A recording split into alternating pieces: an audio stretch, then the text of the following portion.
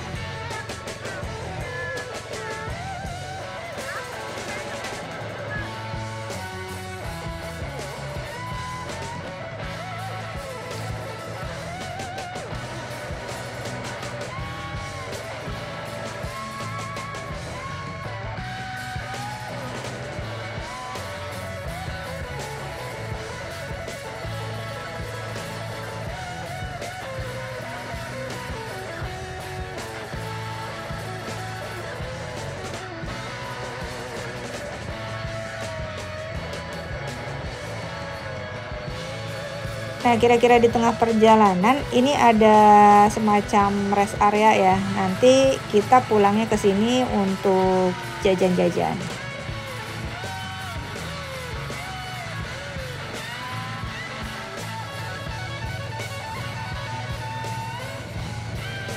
Nah, udah sampai di batu-batu yang agak tertutup dan juga mulai banyak air ya dari tetesan stalaktitnya ini. Ini pertanda kita sudah sampai. Nah, di depan kita juga udah ada beberapa perahu ya, tapi nggak terlalu rame. Ini udaranya dijamin sejuk, airnya juga dingin.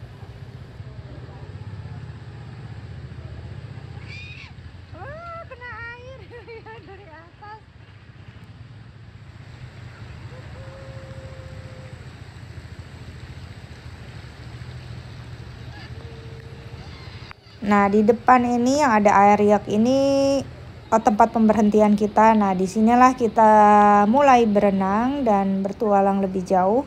Nah, untuk yang bertali ini hanya spot awal ya. Jadi kalau bayar tadi 175 paket dasarnya, ini hanya sampai sini aja. Jadi berenang di sini aja sih sebenarnya cukup. Tapi kalau masih penasaran setiap spotnya, nah ini silakan bayar langsung deh ke guide-nya ya. Ini sekitar 100.000 setiap nambah spot spot perjalanan.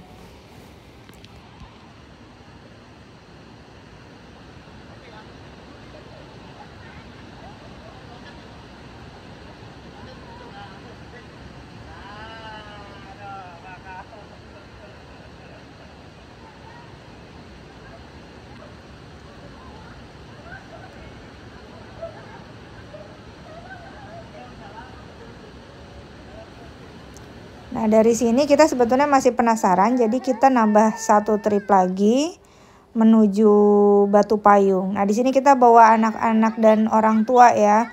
Masih aman dan masih rekomen, tapi dengan syarat tetap cek kesehatan masing-masing dulu ya. Nah, ini kita ke spot yang pertama, Batu Payung. Jadi ini enak banget buat loncat dari atas. Ini kita coba loncat semuanya. Papa, Mama, dan Raya. Nah, untuk menuju ke Batu Payung, nah ini salah satu tantangan pertama, ini harus nyebrang, langsung loncat ke jeramnya. Nah, ini nanti ditangkap sama Papa ataupun guide-nya, lalu kita naik ke atas. Nah, dari atas baru deh loncat. Nah, ini juga harap diingat, bentuk batunya ini memang karena kena tetesan air ya, dan ini adalah batu yang relatif lebih lunak. Jadi kalau kita bilang batu gamping, jadi memang banyak kebentuk jadi ini ya, jadi seperti jamur gitu. Dan ini juga cukup licin. Jadi nanti lihat beberapa kali kita loncat, ternyata nggak semudah itu untuk loncat dengan estetik. Nah, ini kalau Raya beberapa kali, karena pertama kali loncat dari ketinggian ya ke air, ini agak nervous, tapi akhirnya bisa. Nah, karena lama bolak-balik akhirnya ditemenin dulu. Nah, ini pertama kali loncat. Setelah itu ketagihan loncat untuk kedua kalinya.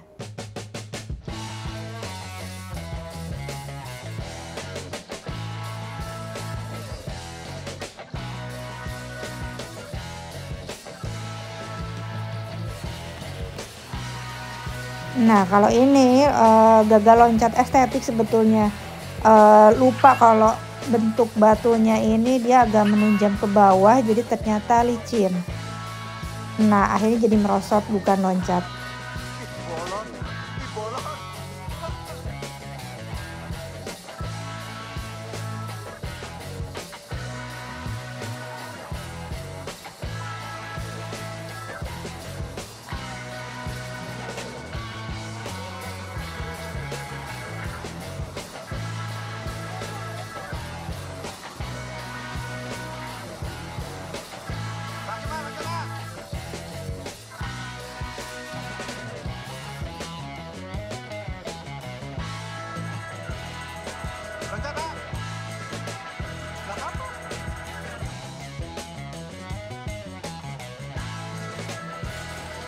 Nah, setelah Batu Payung kita masih penasaran lagi, ada spot lain yang dinamakan Kolam Putri. Akhirnya kita melipir menapaki batu-batu di dindingnya. Nah, ini cukup menantang. Jadi tantangan kedua adalah memang tidak ada pijakan lagi, jadi benar-benar semi-semi bouldering ya, climbing di pinggir secara horizontal karena tidak ada pijakan lagi. Nah, ini udah spot yang lumayan enak karena kita bisa menapaki kaki di batuan di tengah ini, tapi sisanya adalah melipir di dinding.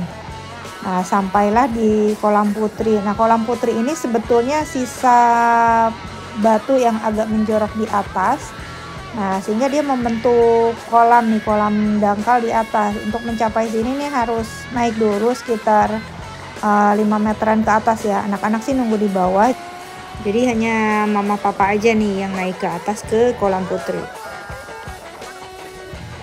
Pulangnya yang seru adalah dari spot Kolam Putri sampai ke bawah ke pemberhentian perahu yang ada talinya tadi, kita body rafting. Nah, ini yang enak. Cuma sayangnya karena belum ada action cam, jadi kita pakai handphone case. Nah, cuma sayangnya begitu sampai di jeram yang memang cukup seru, kameranya malah ketutup deh, jadi nggak kelihatan.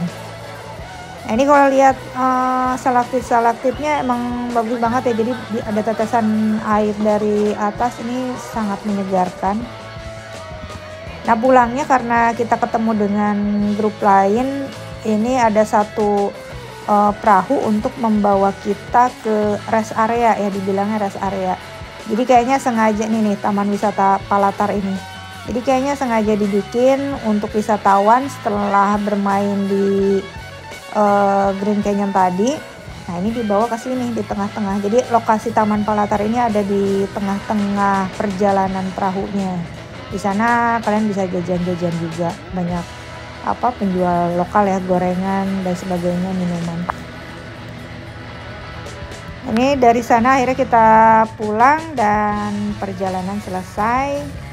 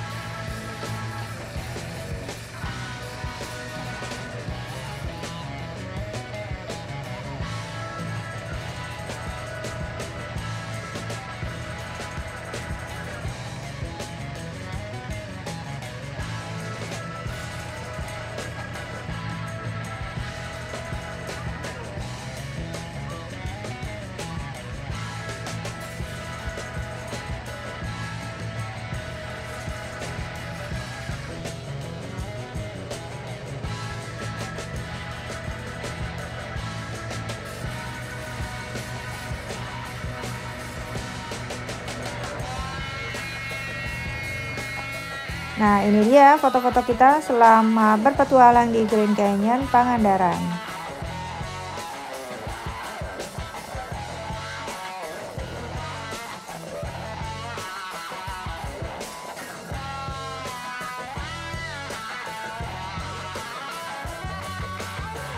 Oke, sekian dulu jalan-jalan kita dari Grand Canyon Pangandaran.